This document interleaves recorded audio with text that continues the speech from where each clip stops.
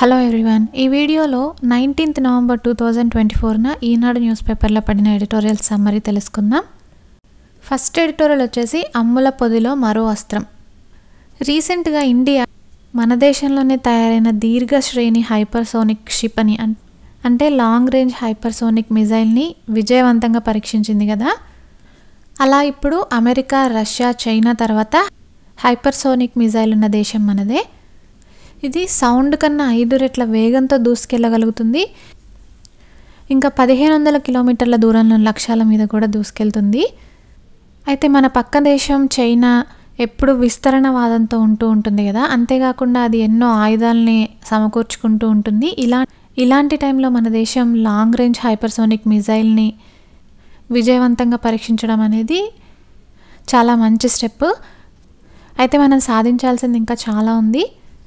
ప్రస్తుతం వచ్చేసి India drones, ఇంకా యుద్ధ విమాన ఇంజన్లు ఇలాంటివన్నీ తయారు చేసుకోవడానికి చాలా దేశాలతో ఒప్పందాలు చేసుకుంటుంది. సాంకేతికత బదిలీ గురించి, అంటే టెక్నాలజీ ట్రాన్స్ఫర్.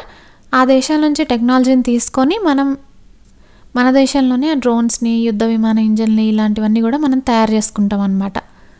అయితే సిప్రీ రిపోర్టు ప్రకారం 2019 నుంచి 2023 వరకు అత్యధికంగా ఆయుధాలు దిగుమతి చేసుకున్న దేశం ఇండియానే. కాబట్టి ఇలా దిగుమతుల మీద ఆధారపడడం తగ్గించుకుంటూ మన దేశంలోనే ఇంకా ఎక్కువగా ఆయుధాలు తయారు చేసుకోవడానికి మనం ఇంకా సాధించాల్సింది చాలా ఉంది. ఇంకో పాయింట్ ఏంటంటే, వేరే దేశాలకి మన దేశ రక్షణ ఉత్పత్తులు అంటే డిఫెన్స్ ఎక్విప్మెంట్ని అమ్మడంలో గత 10 సంవత్సరాల్లో ఇండియా 30 రెట్ల దాకా ఎదిగింది. కానీ ప్రపంచ ఆయుధ ఎగుమతులు చూసుకుంటే మన వాటా కనీసం 1% కూడా లేదు. కాబట్టి ఏం చేయాలంటే, తక్కువ ధరలో నాణ్యమైన ఉత్పత్తుల్ని రూపొందించాలి. ఇంకా రక్షణ ఉత్పత్తుల్ని కరెక్ట్గా చెప్పిన టైంకి సరఫరా చేయగలగడం, ఇంకా వేరే దేశాలతో లైఫ్ టైం కాంట్రాక్ట్లు చేసుకోవడం, ఇంకా డిఫెన్స్ ఎక్విప్మెంట్ తయారు చేయడానికి ఇంట్రెస్ట్ ఉన్న స్టార్టప్స్ని, చిన్న మధ్య తరహా పరిశ్రమలని ఎంకరేజ్ చేయాలి. నెక్స్ట్ ఎడిటోరియల్ వచ్చేసి భౌగోళిక గుర్తింపు, పల్లెకు కొత్త మెరుపు. ఒక్కొక్క ఊరిలో ఒక్కొక్క స్పెషల్ వస్తువు అనేది ఉంటుంది కదా. ఫర్ ఎగ్జాంపుల్ చూసుకుంటే ఆత్రేయపురం అంటే పూతరేకులు, పోచంపల్లి అంటే ఇక్కత్, కొండపల్లి అంటే కోయ బొమ్మలు. ఇలా ఒక్కొక్క ఊరికి ఒక స్పెషల్ వస్తువు అనేది ఉంటుంది కదా. ఆ ప్రత్యేకమైన వస్తువులకి భౌగోళిక గుర్తింపు అంటే జాగ్రఫికల్ ఇండికేషన్, జిఐ ట్యాగ్ అనేది ఇస్తూ ఉంటారు. ఇలా ప్రాంతానికి చెందిన ప్రత్యేక వస్తువులకి గుర్తింపు ఇవ్వాలన్న ఆలోచన ఫ్రాన్స్లో 20వ శతాబ్దంలో మొదలైంది.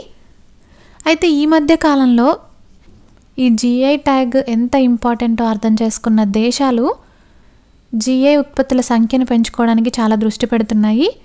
అయితే ఇండియా కూడా జిఐ ట్యాగ్ కలిగిన ఉత్పత్తుల సంఖ్య పెంచడానికి 2018లో 1 డిస్ట్రిక్ట్ 1 ప్రోడక్ట్ అనే పథకాన్ని స్టార్ట్ చేసింది.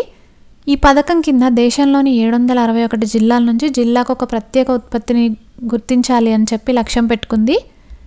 ప్రస్తుతం మన దేశంలో చూసుకుంటే 605 వస్తువులు మాత్రమే జిఐ ట్యాగ్ తెచ్చుకోగలిగాయి.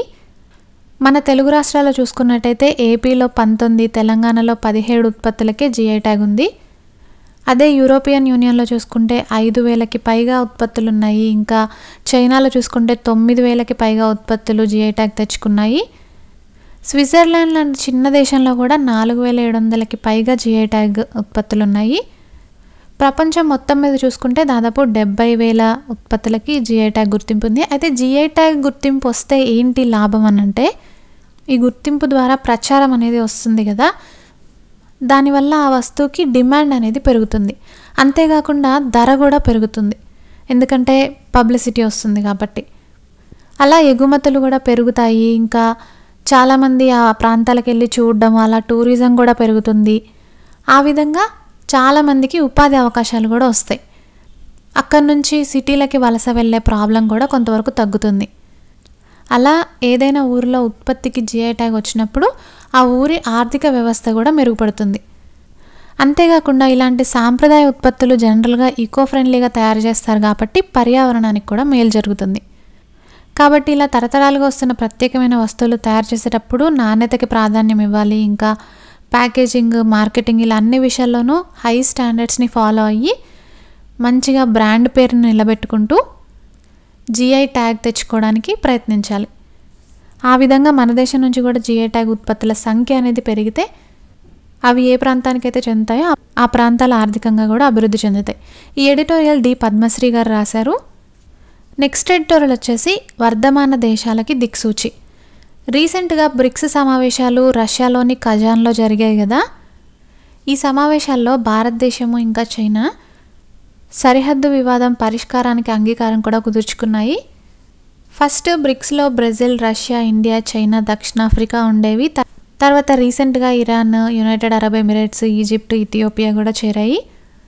అయితే మన భారతదేశంతో పాటు ఇంకా చాలా దేశాలు ప్రపంచం అనేది కేవలం అమెరికా చుట్టూనే తిరగకుండా బహుళ ధృవ ప్రపంచంగా ఉండాలి, అంటే మల్టీపోలార్ వరల్డ్గా ఉండాలి అని చెప్పి కోరుకుంటున్నాయి.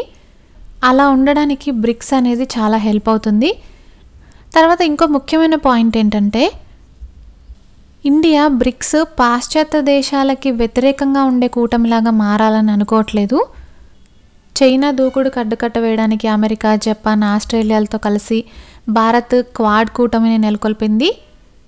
ఇంకా సంపన్న దేశాలతో కూడా భారతదేశం మంచి సంబంధాలనే మెయింటైన్ చేస్తూ ఉంటుంది. అలా భారతదేశం అన్నిటితోనూ మంచి సంబంధాలే మెయింటైన్ చేసుకుంటూ బ్యాలెన్స్ చేసుకుంటూ ఉంది. కాకపోతే ఒక ప్రాబ్లం ఏంటంటే బ్రిక్స్లో సభ్య దేశాల మధ్య ఒక పోటీ వాతావరణం అనేది ఉంది. ప్రపంచం పాశ్చాత్య దేశాల చుట్టూ తిరగకుండా ఉండాలి అనంటే బ్రిక్స్ అభివృద్ధి చెందాలి. బ్రిక్స్ అభివృద్ధి చెందాలి అనంటే బ్రిక్స్ సభ్య దేశాల మధ్య ఉన్న విభేదాలని పరిష్కరించుకుంటూ ముందుకెళ్ళాలి. ఈ ఎడిటోరియల్ వివేక్ మిశ్రా గారు రాశారు. That's it for this video. This is Aparna. Thank you so much for listening.